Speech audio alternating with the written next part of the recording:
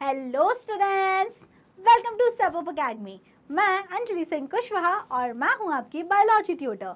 आज हम शुरू करने वाले हैं क्लास 12 का चैप्टर नंबर 8, जो कि क्या है, माइक्रोब्स इन ह्यूमन वेलफेयर। मतलब कि ह्यूमन हेल्थ एंड डिजीज पढ़ने के बाद हमें माइक्रो ऑर्गेनिजम्स की बड़ी गंदी इमेज बना ली कि भाई वो तो पैथोजन होते हैं, हमें बीमार करते हैं, बहुत नुकसान पहुंचाते हैं, अब इसलिए हम उन सबको मार देंगे। इसीलिए ह्यूमन हेल्थ एंड डिजीज के बाद में ये चैप्टर आपकी बुक में दिया गया जिसका नाम है माइक्रोब्स इन ह्यूमन वेलफेयर। मतलब कि उन्होंने हमें ये समझाने की कोशिश करी गई कि सुनिए, सारे माइक्रोब्स या सारे माइक्रो ऑर्गेनिजम्स खराब नहीं होते। कुछ कुछ माइक्रो ऑर्गेनिजम्स इतने अच्छे हैं कि वो हमारे काम आते हैं, बेचारे हमारी मदद करते हैं। तो वो माइक्रोब्स जो ह्यूमन के वेलफेयर में, ह्यूमन के भले के लिए काम करते हैं, उन माइक्रो ऑर्गेनिजम्स की स्टडी इस चैप्टर में हमें दी गई है। तो अगर अब मैं अपना अगला क्वेश्चन आपसे पूछूं कि चलो बताओ माइक्रो ऑर्गेनिजम्स आपके कहाँ पे काम आते हैं, क्या कहते हैं, एग्जाम्पल बताओ। सब लोग जो एग्जाम्पल मुझे देंगे वो देंगे कि मैम कर्ड बनाने में, दूध को रखते हैं गर्म करके रात में, उसमें थोड़ा सा दही डाल देते हैं, सुबह देखते हैं तो पूरा दही बन जाता है। ठीक है, वहां पे कौन काम करते हैं? आप लोग बोलोगे मैम बैक्टीरिया काम करते हैं, माइक्रो ऑर्गेनिज्म। तो माइक्रो ऑर्गेनिज्म बेसिकली होता क्या है, वो ऑर्गेनिज्म जो नेकेड आई से नहीं दिखता, उसके लिए आपको माइक्रोस्कोप की जरूरत पड़ती है बिकॉज उसका साइज बहुत छोटा है। All those organism are known as microorganism. तो in this chapter we have to deal with कि माइक्रो ऑर्गेनिज्म हमारे किस किस काम आते हैं। तो चलिए पहले तो ये देख लेते हैं कि माइक्रो ऑर्गेनिज्म हमारे किस किस काम आते हैं। नंबर 1, माइक्रोब्स हमारे काम आते हैं घरों में, हाउस होल्ड प्रोडक्ट्स, घरों में काफ़ी चीज़ों में काम आते हैं। Secondly, industrial products. अब इंडस्ट्रियल प्रोडक्ट जैसे कि अगर हाउस होल्ड प्रोडक्ट में क्या क्या आ जाएगा, दही आ जाएगा, चीज़ आ जाएगी, आप लोग आटा गूंदते हैं, भटूरे, छोले भटूरे, हो छोले भटूरे, भटूरे का जो आटा गूंदा जाता है उसमें ईस्ट डाली जाती है ना, तो वो हो गया। इंडस्ट्रियल प्रोडक्ट्स में क्या क्या आ जाएगा, मेडिसिन आ जाएंगे इंडस्ट्रियल प्रोडक्ट में, बेवरेजेस आ जाएंगे, एंजाइम्स आ जाएंगे, बहुत सारी चीज़ें आ जाएंगी इंडस्ट्रियल प्रोडक्ट में। थर्ड नंबर पे जो हेल्प करते हैं हमको माइक्रोब्स, वो हमें करते हैं सीवेज ट्रीटमेंट में। सीवेज ट्रीटमेंट में भी microbes play a very very important role. Next जिस चीज़ में हमें हेल्प करते हैं दैट इज बायोगैस प्रोडक्शन। उसके बाद bio control agents, bio control, अपनी फसलों को कैसे बचाओ आप कीड़े मकोड़ों से, उसमें ये हमें हेल्प करेंगे। And lastly as bio fertilisers, तो इस चैप्टर में आपको टोटल 6 वीडियोस मिलेंगी और हर वीडियो में हमने एक एक टॉपिक डिस्कस किया है। जैसे कि ये फर्स्ट वीडियो है तो इसमें हम पढ़ने वाले हैं microbes in house hold products. इस वीडियो में हम क्या डिटेल स्टडी करेंगे, microbe in house hold product, कि हमारे घरों में ये माइक्रो ऑर्गेनिजम्स हमारी किस तरीके से किन किन चीज़ों को बनाने में हेल्प करते हैं। तो चलिए शुरू करते हैं। बहुत ही ईजी है, इंटरेस्टिंग है। शुरू करने से पहले ही कुछ इमेजेस हैं जो आपकी एनसीईआरटी बुक में मेंशन है, उन्हें देख लेते हैं। जैसे कि बैक्टीरिया के शेप बहुत सारे हो सकते हैं, रॉड शेप हो सकते हैं, स्फेरिकल हो सकता है, यहाँ पे गोले गोले कोकाई बोलते हैं जिन्हें, एंड लास्टली स्पाइरल शेप हो सकते हैं जिन्हें स्पाइरलम बोलते हैं। तो bacteria are classified according to their shape. उसके बाद में ये देखो, वो एक बैक्टीरियोफेज वायरस है। देन ये कौन सा है, ये एडिनो वायरस है जो रेस्पिरेटरी इन्फेक्शन करता है। एंड लास्टली ये रॉड शेप कौन सा, टोबैको मोज़ेक वायरस है। तो वो बैक्टीरिया थे, ये वायरस थे। एंड अब बैक्टीरियोफेज इस तरीके से उसकी कॉलोनी ऐसी दिखती है, फंगल कॉलोनी ग्रोथ, फंगल की कॉलोनी इस तरीके से कुछ दिखती है। तो मतलब आपको क्या बताया गया, एवरीथिंग अबाउट क्या, माइक्रोब्स। ये माइक्रोब्स में बैक्टीरिया भी आते हैं, फंगस भी आते हैं और वायरसेस भी आते हैं। वो सारे ऑर्गेनिज्म जिनका साइज छोटा है, जो हमें नेकेड आई से नहीं दिखते, हमें उन्हें देखने के लिए माइक्रोस्कोप की जरूरत होती है, वो सारे ऑर्गेनिज्म कहलाते हैं, क्या कहलाते हैं वो सारे ऑर्गेनिज्म, माइक्रो ऑर्गेनिजम्स। क्लियर? चलिए, इतनी बातें अगर आपको क्लियर हो गई तो अब हम स्टार्ट करते हैं microbes in house hold product. घर की क्या क्या ज़रूरतों को या क्या क्या प्रोडक्ट्स के सिंथेसिस में, उन्हें बनाने में माइक्रोब्स हमारी हेल्प करते हैं। सबसे पहला और बहुत ही फेमस एग्जाम्पल दही, कर्ड। और कर्ड बनाने के लिए जो बैक्टीरिया हमारे काम आता है, that group of bacteria are known as lactic acid bacteria. LAB, क्या बोलते हैं उनको हम लोग, लैब, और द लैक्टोबैसिलस। तो सबसे पहली बात तो क्या याद रख लो, दूध से दही बनाने में कौन काम आता है, बैक्टीरिया। कौन सा बैक्टीरिया, लैक्टोबैसिलस, या फिर क्या बोलते हैं उसको, लैक्टिक एसिड बैक्टीरिया। क्या करता है ये, it convert milk to curd by producing acid that coagulate and partially digest the milk protein. अब क्या रहता है भाई, मिल्क में प्रोटीन्स रहते हैं, तो ये जो लैक्टोबैसिलस होता है ये मिल्क में जाके कुछ ऐसे एसिड्स रिलीज करता है, जो एसिड क्या करते हैं, जो ये एसिड्स रहते हैं वो मिल्क के प्रोटीन को तोड़ देते हैं, उन्हें कोगुलेट कर देते हैं। तो क्या काम है भाई लैक्टिक एसिड का, जो लैक्टोबैसिलस है वो सिक्रीट करता है एसिड। कौन सा एसिड सिक्रीट करेगा, लैक्टिक एसिड मोस्ट प्रोबेबली, ठीक है। तो वो जाके कोगुलेट कर देंगे, मिल्क के प्रोटीन को तोड़ देंगे, और मिल्क जो है वो क्या हो जाएगा, coagulate and get partially digested, और बन जाएगा वो कर्ड। ये तो ठीक है, चलो कर्ड बन गया। साथ ही साथ में जो लैक्टोबैसिलस होते हैं वो दो और इम्पॉर्टेंट काम कर रहे हैं।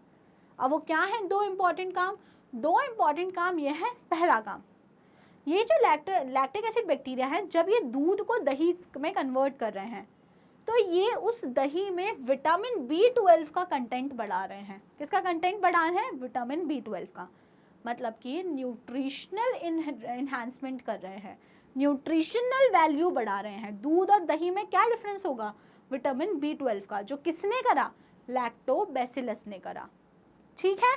और सेकेंड चीज जो ये कर रहे हैं वो क्या कर रहे हैं, ये हमारे स्टमक में जाके, हमारे स्टमक में जो अननेसेसरी माइक्रो ऑर्गेनिज्म है, जो पैथोजन है, जो हमको बीमार कर सकते हैं, तो ये लैक्टिक एसिड बैक्टीरिया उन पैथोजन्स को भी खत्म करता है। तो पहला काम क्या कर रहा है, मिल्क के प्रोटीन को डाइजेस्ट करके दूध से दही बना रहा है। दूसरा काम क्या कर रहा है, fresh milk can be converted into curd, और उसमें विटामिन B12 की वैल्यू बढ़ा रहा है। तीसरी चीज क्या कर रहा है, ये स्टमक में जाके जो डिजीज करने वाले पैथोजन है उनको ये खत्म कर रहा है। इस वाले पॉइंट में देखो यहाँ पे एक वर्ड मेंशन है, इनोक्यूलम। तो fresh milk can be converted to curd by adding some curd containing LAB. जब आप दही कैसे जमाते हैं, दही जमाना सीखते हैं, चलो सबसे पहले क्या करेंगे, आज सबसे पहले दूध लेंगे, दूध को आप गर्म करेंगे, गर्म करने के बाद में बहुत ज़्यादा नहीं, दूध को आप एकदम मॉडरेट हल्का कुनकुना करेंगे, गर्म करेंगे। उसके बाद में आप उसमें थोड़ा सा, बिल्कुल 1 टेबल स्पून उसमें दही, पहले से जो आपके घर में दही है वो दही उसमें ऐड कर देंगे, उसको मिक्स कर देंगे और उसको ढक के रख देंगे। फ्रिज में नहीं रखना है, ठंडी जगह में नहीं रखना है, नॉर्मल रूम टेम्परेचर पे आप उसको अभी रख देंगे। तो फिर आप जब सुबह उठ के देखेंगे तो वो दही जम जाएगा। ये थी दही जमाने की विधि, ठीक है। हमारी भैया देखो कुकिंग क्लास भी होती है, हम तो दही जमाना भी सिखा देते हैं, कैसे जम गया दही। तो चलो अब आते हैं साइंस पे। तो कुकिंग क्लास हो गई, अब आ जाओ साइंस की क्लास पे, मतलब बायो की क्लास पे। क्या हुआ, तुमने जो 1 चम्मच दही डाला, उस 1 चम्मच दही में थे लैक्टोबैसिलस, और जैसे ही तुमने वो गर्म दूध में डाला, वो लैक्टोबैसिलस को डिवाइड करने का, रिप्रोड्यूस करने का चांस मिल गया, क्योंकि वो हल्का हल्का गर्म था और जो जो कंडीशंस उनको चाहिए थी, जो प्रोटीन्स चाहिए थे वो दूध में थे, इसीलिए लैक्टोबैसिलस ने जल्दी जल्दी जल्दी जल्दी रिप्रोड्यूस करना स्टार्ट कर दिया। और जैसे ही लैक्टोबैसिलस रिप्रोड्यूस करता गया, जो मिल्क था वो कन्वर्ट होता गया इनटू कर्ड। किसमें कन्वर्ट हो गया, मिल्क इनटू कर्ड। और उससे हुआ क्या, विटामिन B12 की वैल्यू बढ़ गई, एंड हमारे स्टमक में जो डिजीज कॉजिंग पैथोजन थे वो भी, उनको भी खत्म करता है। कौन, लैक्टोबैसिलस। तो पहला यूज समझ में आया आपको माइक्रोब्स का, पहला हो गया दूध से दही बनाना। कौन सा बैक्टीरिया उसमें हेल्प करता है, बैक्टीरिया का नाम है लैक्टोबैसिलस और lactic acid bacteria. Now discuss second है bacterial fermentation, that is anaerobic respiration. आटा गूंदते हैं, छोले भटूरे जब भी बनते हैं तो छोले भटूरे के लिए जो भटूरे का आटा होता है, भटूरे को फ्लफी बनाने के लिए उसका आटा 1 रात पहले गूंद के रख देते हैं। मैदा डालते हैं, उसमें दही डालते हैं, ईस्ट वीस्ट डालते हैं, काफ़ी चीज़ें डालते हैं कि वो फर्मेंट हो जाए, बोलते हैं ना फूल जाए। अब क्या कर रहे हैं आप, उसमें जब भी उसको फर्मेंट कर रहे हो, उसमें आप डाल रहे हो, दही डाल रहे हो, दही क्या करेगा भाई, डिवाइड करेगा, फिर से लैक्टोबैसिलस उसमें डिवाइड करेगा। लैक्टोबैसिलस डिवाइड करके एनारोबिक रेस्पिरेशन करता है। कौन सा रेस्पिरेशन, एनारोबिक रेस्पिरेशन, मतलब कि एनारोबिक रेस्पिरेशन मतलब बिना ऑक्सीजन के। और जब भी एनारोबिक रेस्पिरेशन होता है तो CO2 गैस निकलती है। क्या निकलती है, CO2 गैस निकलती है। अब आप ऐसा समझ लो, आपने आटा गूंद दिया दही वही डाल के, और उसमें दही है, उसमें लैक्टोबैसिलस है, तो वो एनारोबिक रेस्पिरेशन करना स्टार्ट करेगा, तो कौन सी गैस निकलेगी, CO2। और जब कहीं भी ऐसे गैस निकलेगी तो वो चीज़ फूलेगी ना, फूल जाएगी। तो बस यही चीज़ यहाँ होती है। तो आटे को फुलाने में और जो बैटर होते हैं जैसे डोसा इडली या हमारा वो बनते हैं ना ढोकले, उनका जो बैटर होता है उसको फुलाने के लिए आप जो डालते हो ना बैक्टीरिया या कुछ भी आप ऐड कर रहे हो, वहाँ पे कौन सी गैस रिलीज हो रही है, CO2, जो उसको फर्मेंट करके फुला दे रहा है। Puffed up appearance of dough is due to the production of CO2 gas. तो वही अभी चीज मैंने आपको समझाई, जो फूल जाता है, फर्मेंट हो जाता है, वो किसके कारण होता है, due to production of CO2 gas. और CO2 गैस क्यों निकली है, क्योंकि वहां पे कौन सा रेस्पिरेशन हुआ है, एनएरोबिक रेस्पिरेशन। तो पहला चीज दही जम गया, दूसरा चीज क्या हो गया, फर्मेंटेशन कर लिया। किस किस का, हमने करा फर्मेंटेशन डो का और इडली डोसा सांभर के बैटर का। क्लियर, दो यूज समझ में आ गए आपको हाउस होल्ड प्रोडक्ट में। चलिए, तो now let's move to third use, baker's yeast. Baker's yeast ने बोलते हैं जब भी कोई आप लोग बेकरी वेकरी में केक वेक जितने भी ब्रेड व्रेड खाते हैं तो उसमें ईस्ट डाली जाती है। क्या होती है baker's yeast, saccharomyces cerevisiae. Baker's yeast का नाम आपको याद रखना है, that is saccharomyces cerevisiae. It is used to make bread by fermenting dough. तो बेकर्स ईस्ट को यूज करते हैं हम लोग, जो कि होती है सैक्रोमाइसिस सर्विएसी। अब ये बायो है, ये तो देखो याद करना पड़ेगा, बेकर्स ईस्ट इंपॉर्टेंट है, याद कर लो। ईस्ट क्या होती है, फंजाई होती है। तो बेकर्स ईस्ट को डालते हैं डो में, आटे में डाल देते हैं, एनारोबिक फर्मेंटेशन होता है, रेस्पिरेशन होता है, CO2 प्रोड्यूस होती है और वो जो आटा है वो फूल जाता है।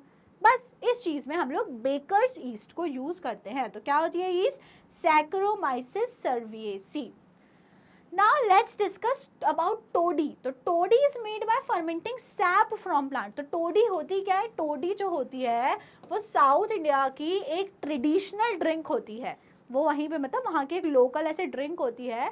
तो जो पाम ट्री होती है ना, पाम ट्री से निकलने वाले सैप को फर्मेंट किया जाता है और उससे टोडी बनाई जाती है। अब पाम ट्री से सैप जो निकला उसको फर्मेंट कैसे किया होगा, again with the help of baker's yeast या कोई सा भी बैक्टीरिया को यूज करके उस पाम ट्री के सैप को फर्मेंट किया जाता है और फिर उससे टोडी बनाई जाती है। क्लियर, ठीक है। Microbes are used to ferment fish, soybean and bamboo shoots and to produce चीजेस।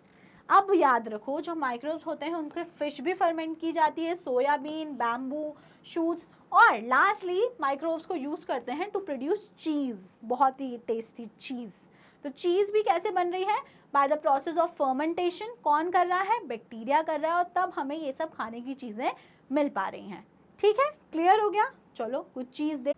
तो चीज कैसे बनती है, तो चीज is one of the oldest food item in which microbes were used. सबको बहुत पसंद है चीज, और ये बात भी आप जान लो कि चीज is the oldest food item जिसमें माइक्रोब्स को यूज किया जाता है ना। तो माइक्रोब्स को यूज करना मतलब अभी कोई नई प्रोसेस नहीं है, काफी टाइम पहले से ये चीजें होती आ रही हैं। Different variety of cheese are known by their characteristic texture, flavor and taste, the specificity coming from the microbe use। अब बहुत सारी चीज़ के टाइप होते हैं। जो लोग थोड़ा भी बेकिंग शेकिंग में इंटरेस्ट रखते हैं वो उन लोगों को पता होगा। आप जो एक सिंपल चीज़ खाते हैं तो उसे बिल्कुल नॉर्मल चीज़ बोलते हैं।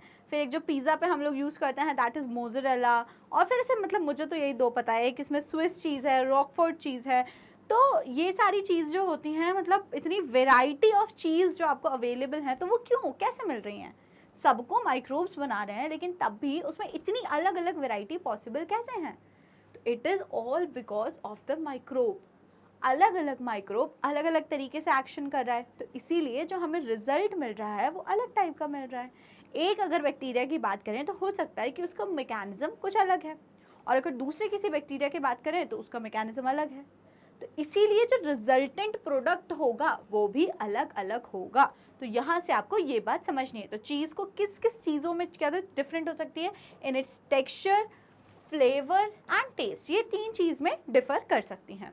The large hole in Swiss cheese, तो आपने सभी ने टॉम एंड जेरी देखा होगा। टॉम एंड जेरी, तो मोस्ट ऑफ द टाइम जो टॉम होता है वो क्या रखता है, चीज़ का पीस रख देता है ताकि वो जेरी को ऐसे अट्रैक्ट कर पाए, क्योंकि जेरी लाइक्स चीज़।